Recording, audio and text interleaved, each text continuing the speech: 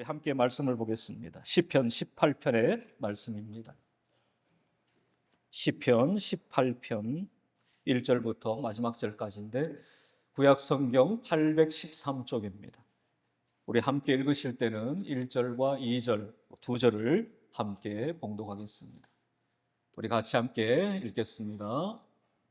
나의 힘이신 여호와여, 내가 주를 사랑하나이다. 여호와는 나의 반석이시요 나의 요새시요 나를 건지시는 이시요 나의 하나님이시요 내가 그 안에 피할 나의 바위시요 나의 방패시요 나의 구원의 뿌리시요 나의 산성이시로다. 아멘. 기도하겠습니다. 아버지 하나님 감사합니다. 모두의 속에서도 주의 사랑하는 백성들을 지켜주셔서 감사하고 하나님 앞에 예배자로 세워주심을 감사합니다. 이 시간도 겸손히 하나님의 말씀을 받습니다. 하나님 말씀하여 주옵소서. 예수님의 이름으로 기도합니다. 아멘. 우리 좌우에 계신 분들과 한번 인사합시다. 큰 은혜 받읍시다. 그렇게 한번 인사합시다. 건망증과 치매가 있는데 이 건망증과 치매가 차이가 있다고 그러죠. 예를 들면 건망증이라는 것은 차키를 이렇게 들고서는 차키를 어디에 두었지라고 찾으면 건망증이라고 그래요. 차키를 손에 들고서 많이 바라보면서 도대체 저게 어디에 쓰는 물건이지라고 고민한다면, 생각한다면 그것은 치매라고 그럽니다. 누군가 우스갯소리로 지어낸 이야기인지 모르겠지만 건망증과 치매가 어쩌면 우리의 삶에 찾아올지도 모릅니다. 그러나 중요한 건 우리의 신앙의 삶에 혹여나 영적 건망증 또한 영적인 치매가 찾아오지 않도록 늘 하나님 앞에서 말씀과 기도의 삶을 살아내고 더 중요한 예배의 삶을 우리는 살아야 합니다. 그래야만 우리는 나를 향한 하나님의 은혜를 잊어버리지 않고 살아갈 수가 있습니다. 요즘 어르신들이 가장 두려워하고 무서워하는 질병이 치매라고 그래요. 이렇게 살다가 내 삶에 치매가 찾아오면 어떡하나? 나도 나를 잊어버리고 또한 잃어버리고 또한 사랑하는 자식들도 잊어버리면 어떡하나? 그런 두려움이 있다고 그럽니다. 앞서 말씀드린 것처럼 신앙인의 삶에 가장 무서운 것은 영적 치매입니다. 하나님을 잊어버리고 하나님이 내게 베풀어 주신 그 모든 은혜를 깡그리 잊어버리고 마는 것, 그것이 바로 영적으로 무서운 것입니다. 우리는 오늘 말씀을 통해 오늘 예배를 통해서 나와 우리에게 베풀어 주신 그 하나님의 크고 놀라우신 은혜와 사랑을 되새기는 귀한 시간 될 수 있기를 주님의 이름으로 축복합니다. 우리 옆에 분들과 한번 이렇게 인사할까요? 하나님의 은혜와 사랑을 잊어버리지 맙시다. 시작. 한 번 더요. 영적 치매에 걸리지 맙시다. 그렇게 합니다. 오늘 시편 18편의 표제를 보면 여호와의 종 다윗의 시 그렇게 되어 있습니다. 다윗의 위대함 중에 하나는 다윗은 언제나 자신이 여호와 하나님의 종이라는 사실을 잊어버리지 않았어요. 그리고 나는 여호와 하나님의 종입니다 라고 날마다 고백하는 삶을 살았습니다. 오늘 시편 18편의 표제도 여호와의 종 다윗의 시라고 되어 있습니다. 우리의 삶에 언제나 하나님이 우리의 왕이심을 잊어버리지 않고 똑똑히 기억하며 고백하며 고백적 삶을 살아갈 수 있는 원일의 모든 성도님들 되시기를 주님의 이름으로 축복합니다. 이어갑니다. 여호와께서 다윗을 그 모든 원수들의 손에서와 사울의 손에서 건져주신 날에 다윗이 이 노래의 말로 여호와께 아뢰어 이르되 그랬습니다. 다윗은 시편 18편을 기록했는데 그 다윗이 기록한 시편 18편의 주제가 바로 이와 같다라는 것이죠. 그 모든 원수들의 손에서와 사울의 손에서 건져주신 날, 그 날에 다윗은 이 시편 18편을 기록하여 하나님을 하나님을 찬양했다라고 말씀하고 있습니다. 우리는 종종 하나님이 내게 베풀어 주신 그 크고 놀라운 은혜를 처음엔 똑똑히 기억을 해요. 그러나 시간이 지나면 자꾸만 그 기억이 희미해져 갑니다. 그러나 다윗은 이 시편 18편을 기록하면서 이 시에다가 원수들의 손, 사울의 손에서 나를 건져주신 그 하나님의 크고 놀라운 은혜를 잊지 않도록 기록하고 있는 것입니다. 연세 드신 분들은 종종 그런 이야기를 하세요. 예전과 달리 자꾸만 기억력이 약해지는 것 같다. 자꾸만 잊어버린다. 그런 말씀을 하십니다. 그 잊어버리는 것을 방지하기 위한 하나의 방편 중에 하나는 메모하는 습관을 갖는 겁니다. 기억해야 될 것을 기록해 놓는 겁니다. 또한 잊어버리지 않도록 계속해서 기록해 놓는 겁니다. 그리고는 기록한 것들을 끄집어내어서 보는 거죠. 아, 이게 중요한 일이구나. 아, 내가 이걸 잊어버리지 말고 내가 해야 될 일이구나. 라는 것을 메모한 것을 보면서 다시금 되새기게 되죠. 마찬가지로 하나님이 나와 우리에게 베푸르신 크고 놀라우신 은혜를 자꾸만 기록해 보는 것입니다. 어떤 분들은 감사 노트를 적는다고 그런 분도 계세요. 하나님이 내게 베풀어 주신 그 크고 놀라운 은혜, 그 감사의 제목을 잊어버리지 않으려고 감사 노트를 만들어서 그 감사 노트에다가 1번 이것 감사, 2번 이것 감사, 3번 이것 감사 기록한다고 합니다. 또 기도의 제목을 잊어버리지 않기 위해 기도 노트를 기록하는 분들도 계시다고 그래요. 날짜를 적고요. 거기다가 기도의 제목 1번 무엇, 2번 무엇, 3번 무엇. 그리고 하나님이 언제 이 기도에 대해서 응답해 주셨는지를 또 기록을 해두는 거죠. 그러면서 내 삶이 공허하고 내 삶이 힘들 때마다 그 기도 노트를 끄집어내서 감사 노트를 끄집어내서 아, 하나님이 그때도 내게 이런 감사를 주셨는데 아, 하나님이 그때도 내 기도에 이렇게 응답해 주셨는데 지금 이렇게 어렵고 힘든 순간에도 하나님은 나에게 감사의 제목을 주실 거고 하나님은 지금도 나의 기도에 응답해 주실 것이라는 확신을 갖게 되는 것이죠. 다윗도 마찬가지. 고난 가운데 하나님께서 그 모든 고난을 다 물리쳐 주시고 난 그날 이것을 기록하여 잊어버리지 않도록 하고 있는 것이죠. 자신만 잊어버리지 않는 것이 아니라 후대의 많은 사람들이 이 시편 18편을 읽을 때마다 다윗이 경험하고 다윗이 체험했던 그 하나님을 그들도 동일하게 경험하고 체험하도록 만들어주고 있는 것입니다. 또한 시편 18편은 성경 사무엘하 22장과 그 내용이 매우 유사합니다. 여러분들이 시편 18편과 사무엘하 22장을 함께 펼쳐놓고 읽으시면 묵상하시면 더 큰 하나님의 은혜가 여러분 가운데 함께하게 될 줄 믿습니다. 하나님은 다윗의 인생 가운데 찾아온 고난을 승리로 바꾸어 주셨습니다. 한숨을 찬양으로 바꾸어 주신 분입니다. 다윗은 고난 중에 하나님의 특별한 사랑과 은혜를 경험한 자입니다.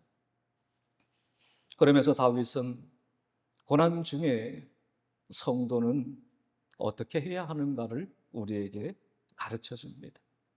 그 첫 번째는 한번 따라해 볼까요? 하나님과 친밀하라. 고난 중에 우리는 하나님과 더욱 친밀한 자가 되어야 합니다. 오히려 고난 때문에 우리는 하나님이 어떤 분이신가를 바르게 알 수가 있습니다. 그저 추상적으로 관념적으로 알았던 하나님이 아니에요. 고난을 통해서 이제는 내 삶에 함께 하시는 실제적인 하나님을 체험하게 되는 것입니다. 다윗의 기록을 보십시오. 다윗은 그저 추상적인 관념적인 생각에 있는 하나님을 노래하지 않습니다. 고난 가운데 내 삶을 향하여 찾아오신 하나님, 내 고난의 삶 가운데 나와 함께 하시며 그 고난을 이겨낼 수 있게 하신, 내가 실제적으로 경험하고 체험했던 그 하나님을 여기다가 기록하고 있는 것입니다. 1절을 보십시오. 다윗은 하나님과의 친밀함을 이렇게 고백합니다. 나의 힘이신 여호와여, 내가 주를 사랑하나이다. 자신의 고난 중에 하나님이 힘이 되어 주셨다라는 것이죠. 그러므로 다윗은 하나님을 사랑한다라고 고백하고 있습니다. 이 사랑한다라는 것은 한 번의 사랑으로 끝나는 것이 아니라 미완료형으로 되어 있습니다. 계속해서 끊임없이 하나님을 사랑한다라는 것입니다. 내가 고난 중에도 하나님을 사랑했지만 내 고난이 다 물러가고 난 이 시간에도 나는 여전히 하나님을 변함없이 사랑합니다. 이 다윗의 고백인 것입니다. 사랑하나이다라는 히브리어 단어의 원형은 라함이라는 단어를 씁니다. 이 라함이라는 단어는 여성의 자궁을 의미하는 단어입니다. 하나님이 하나님의 백성을 지극히 사랑하실 때, 그 하나님의 백성에게 자비와 긍휼을 베푸실 때 이 라함이라는 단어를 씁니다. 하나님이 하나님의 백성을 사랑할 때의 표현이에요. 근데 지금 다윗은 반대로 자신이 하나님을 라함합니다라고 고백을 하고 있어요. 이것은 다윗이 하나님을 그 무엇보다, 그 누구보다 사랑합니다라는 고백입니다. 우리는 하나님을 사랑합니까? 우리 자신에게 한번 물어봐야 되죠. 우리는 얼마나 하나님을 사랑할까요? 얼마나 하나님을 사랑할까요? 한 주간 세상 속에 살면서 우리는 얼마나 하나님을 생각하며 사셨고 그 하나님의 은혜와 사랑을 기억하며 사셨습니까? 다윗은 고백합니다. 나의 힘이신 여호와여, 내가 주를 사랑하나이다.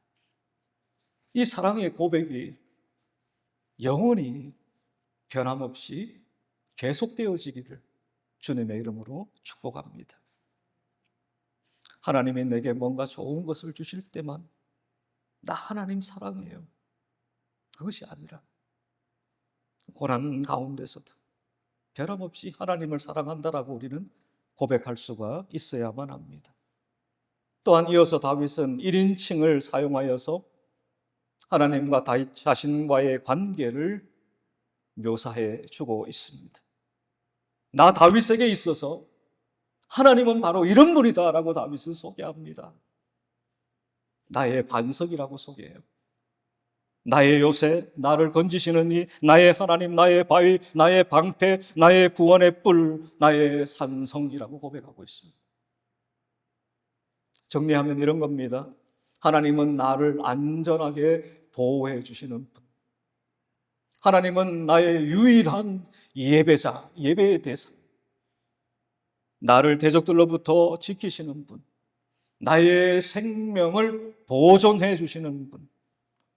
나의 생명이 되시는 분. 나의 모든 것, 나의 전부가 되시는 분. 그분이 바로 다윗의 하나님이십니다.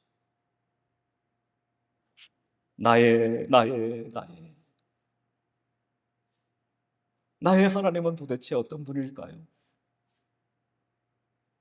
나와 우리의 하나님은 어떤 분이십니까? 다윗의 하나님은 또한 우리의 하나님이신 줄 믿습니다. 나와 함께 하시는 하나님, 그 하나님은 어떤 분입니까? 우리가 말씀을 읽으며 다윗이 삶을 통해 생생하게 체험했던, 경험했던 그 하나님, 그 하나님을 동일하게 우리도 끄집어내어서 고백할 수 있기를 바랍니다. 다윗의 고백이 다윗의 고백으로 끝나지 않고 이제는 그 다윗의 고백이 바로 나의 고백이 되어야 될 줄 믿습니다. 다윗은 하나님께서 완전한 보호자요 승리자라고 고백했습니다. 하나님과 나의 관계는 어떠한지, 나는 하나님을 얼마나 사랑하는지, 나는 하나님을 어떤 분으로 고백하는지 오늘 말씀을 통해서 우리가 정직하게 고백할 수 있기를 바랍니다. 고난 중에 던지는 중요한 질문이 바로 이것입니다. 이어지는 시편 18편의 내용은 결국 다윗이 하나님을 이토록 사랑하게 된 이유를 또한 기록해 줍니다. 내가 하나님을 왜 사랑하게 되었는가? 그것입니다. 욥기 42편 5절을 보면 이런 말씀이 나옵니다. 내가 주께 대하여 주님께 대하여 귀로 듣기만 하였사오나 이제는 눈으로 주를 배움나이다 그랬습니다. 예전에는 내가 귀로 주님에 대해서 들었는데 이제는 내가 눈으로 직접 주님을 봅니다 라고 고백하는 거죠. 다윗이 그 고난의 여정을 쭉 거쳐오면서 그 고난을 통해서 이 욥은 비로소 하나님을 귀가 아닌 눈으로 보게 되는 것이, 직접 경험하게 되는 것이. 많은 사람들이 고난을 싫어해요. 고난이 내게 무슨 유익이 있냐라고 말합니다. 그러나 성경에 나오는 무수히 많은 믿음의 사람들의 삶에 고난이 함께합니다. 그러나 그 고난을 통해서 그들은 마침내 하나님이 어떤 분인가를 깨닫고 고백합니다. 고난 중에 만났던 하나님, 고난 중에 경험하고 체험했던 하나님, 그 하나님이 그들의 삶을 완전히 뒤집어 놓는 거예요. 그리고 끊임없이 그들은 그 하나님을 노래하고 찬양하고 고백합니다. 다윗의 고백이 우리의 고백이 될 수 있기를 바랍니다. 오늘 본문의 두 번째는 다윗이 하나님을 찬양한 이유, 근거입니다. 그 첫 번째는 날 구원하셨기 때문이라고 다윗은 찬양합니다. 3절을 보세요. 내가 찬송받으실 여호와께 아뢰리니 내 원수들에게서 구원을 얻으리로다 말씀합니다. 하나님은 찬양받기에 합당한 분이십니다. 왜냐하면 하나님은 원수들에게서 나를 구원하셨기 때문입니다. 19절입니다. 나를 넓은 곳으로 인도하시고 나를 기뻐하심으로 나를 구원하셨도다. 누가요? 여호와 하나님께서. 그러므로 다윗은 여호와 하나님이 나를 구원하셨다라는 확신을 갖습니다. 그 확신을 가지고 여호와 하나님을 찬양하고 있는 것입니다. 4절과 5절에 보면 사망, 불의, 수월, 사망 이러한 비슷한 의미의 단어들이 나열되어 있습니다. 이것은 다윗 스스로 해결할 수 없는 죽음의 위협을 다윗이 경험했음을 우리에게 강조해 줍니다. 다윗은 이러한 절체절명의 상황에서 하나님을 찬양하고 하나님을 신뢰합니다. 왜? 하나님이 나의 구원자이시기 때문에. 하나님이 반드시 나를 구원해 주실 것을 다윗은 확신했기에 찬양할 수 있는 것입니다. 또 하나 다윗이 찬양하는 이유는 내 부르짖음에 응답하셨기 때문입니다. 6절로 갑니다. 내가 환난 중에서 여호와께 아뢰어 나의 하나님께 부르짖었더니 그가 그의 성전에서 내 소리를 들으시며 그의 앞에서 나의 부르짖음이 그의 귀에 들렸도다. 아멘. 인생의 고난 가운데 비로소 인생은 입을 열어 하나님을 찾고 하나님을 부르게 됩니다. 내가 할 수 있다라고 나의 힘을, 나의 지혜를, 내가 가진 그 무엇을 의지했을 때, 신뢰했을 때 인생은 진실하게 하나님을 부르지 않습니다. 그러나 내가 뭐든 할 수 있다는 것이 다 사라지고 나면 이내 비로소 인생은 진솔하게 하나님을 찾아 하나님을 부르게 됩니다. 그때에 하나님은 침묵하지 않으십니다. 그때 하나님은 비로소 응답하십니다. 내 소리를 들으셨다라고 다윗은 고백해요. 내 부르짖음이 하나님의 귀에 들렸다라고 다윗은 고백하고 있습니다. 성도 여러분, 여러분이 고난 가운데 하나님을 향하여 부르짖는 기도가 공허한 메아리가 아닙니다. 하나님은 그 기도를 들으십니다. 그리고 그 기도에 귀를 기울이시는 분이심을 우리가 믿습니다. 그리고 하나님은 마침내 나타나심을 통해 응답을 하세요. 하나님은 짠 하고 나타나십니다. 숨어 계신 것 같지요? 어떨 때는 너무나 멀리 계셔서 보이지 않을 때가 있지요. 더 나아가면 하나님이 마치 아니 계신 것 같은 그럴 때가 있지요. 그러나 성경을 보십시오. 하나님은 언제나 그곳에 함께 하셨습니다. 다윗과 함께 하셨던 하나님, 동일하게 우리와 함께 하십니다. 그리고 예배하는 지금 이곳에도 하나님은 우리와 함께 하십니다. 7절과 8절을 보면 지진으로, 9절부터 11절을 보면 어둠 가운데, 12절에서부터 15절을 보면 내성으로 하나님은 자신을 나타내 보여주셨습니다. 나 여기에 있다 라고 보여주셨어요. 세상에 믿지 않는 사람들은 하나님이 없다라고 말합니다. 성경은 그러한 자들을 가장 어리석은 자라고 말씀을 하지요. 그러나 고난이 극심해지면 나도 모르게 하나님이 아니 계신 것처럼 그렇게 느낄 때가 많아요. 그러나 그렇지 않음을 성경은 우리에게 말씀합니다. 절망의 상황 속에서도 하나님은 언제나 우리와 함께 하시고 우리를 구원하시는 권능의 하나님이십니다. 시편 42편 11절입니다. 우리 자막을 보면서 같이 읽습니다. 내 영혼아 시작.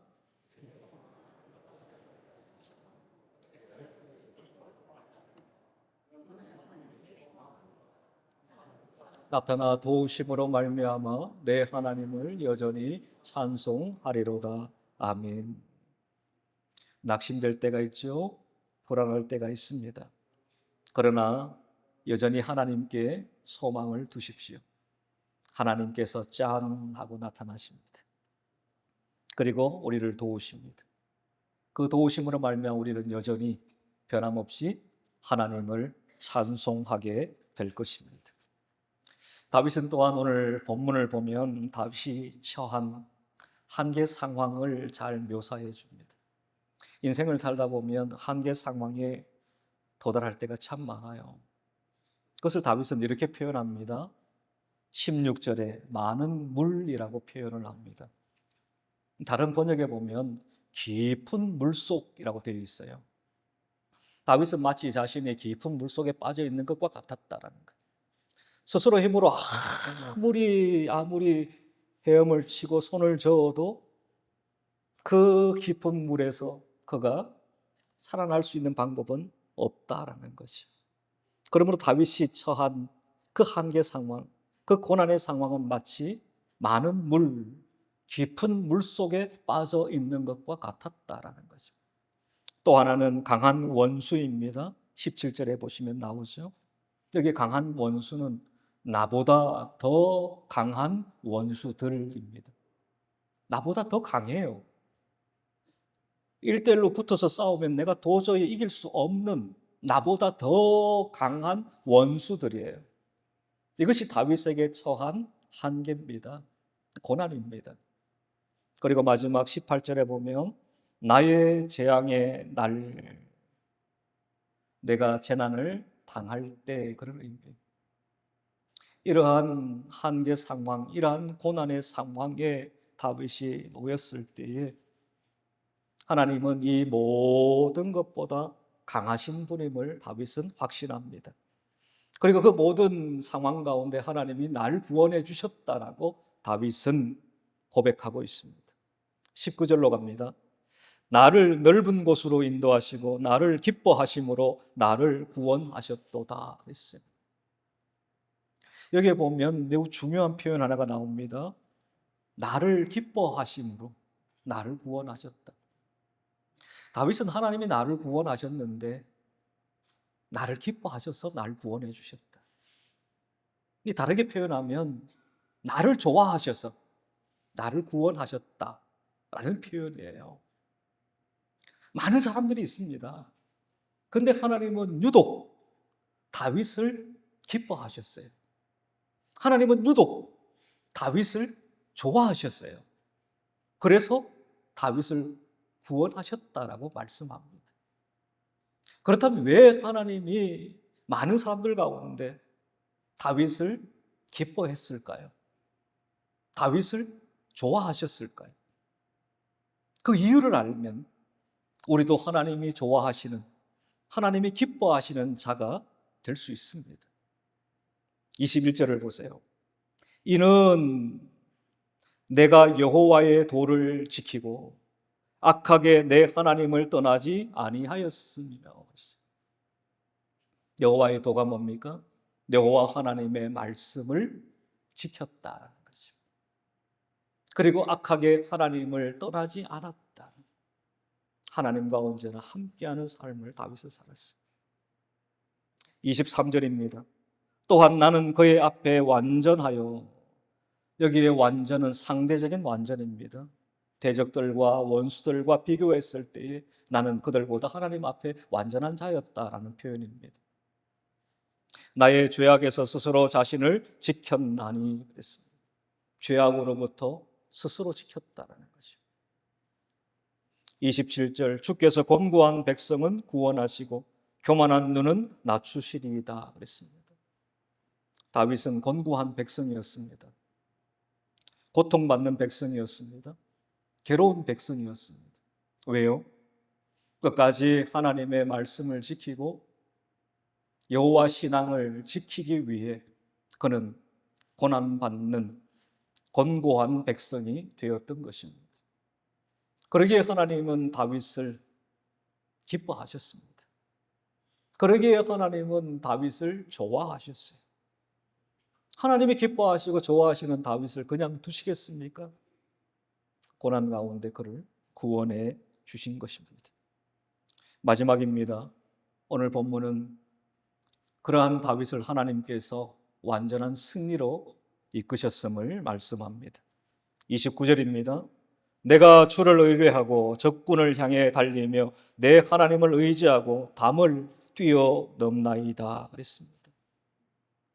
다윗은 적군을 향하여 후퇴하지 않고 진격 앞으로, 돌격 앞으로 했다는 말입니다.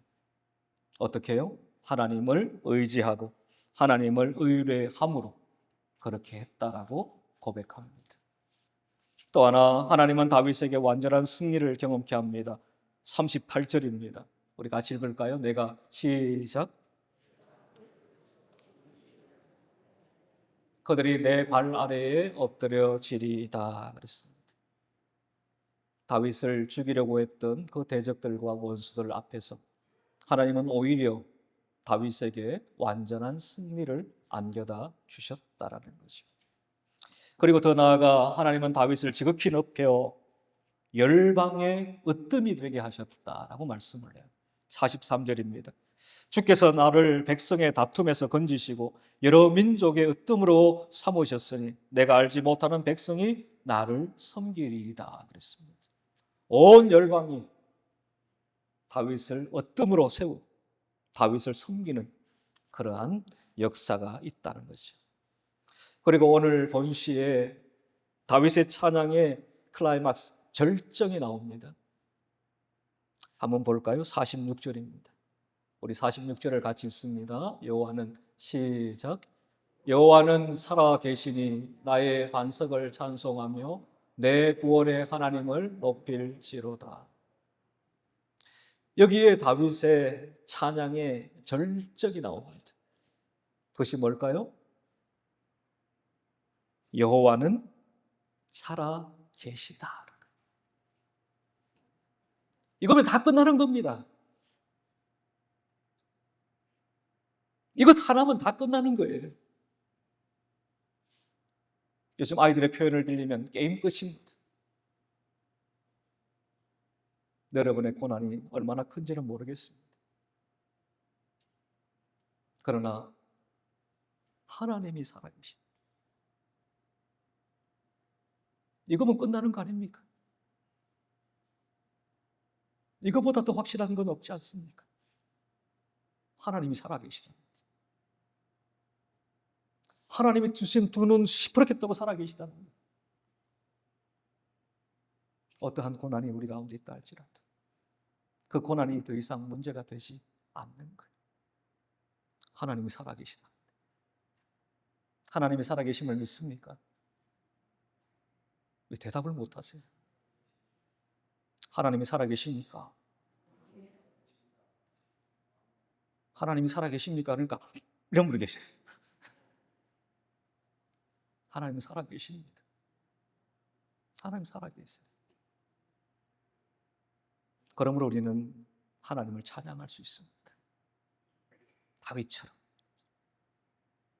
매 순간순간마다 우리의 삶에 살아 역사하신 그 하나님을 우리가 경험하고 체험하고 찬양할 수 있기를 주님의 이름으로 축복합니다. 말씀을 정리합니다. 하나님의 은혜와 사랑을 기억하십시오. 잊어버리지 마십시오. 매 순간순간마다 하나님이 나를 사랑하시고 나에게 은혜를 베푸시며 지금도 살아계신 그 하나님을 날마다 찬양함으로 고난 가운데도 승리하는 우리 모두가 되기를 주님의 이름으로 축복합니다. 기도하겠습니다.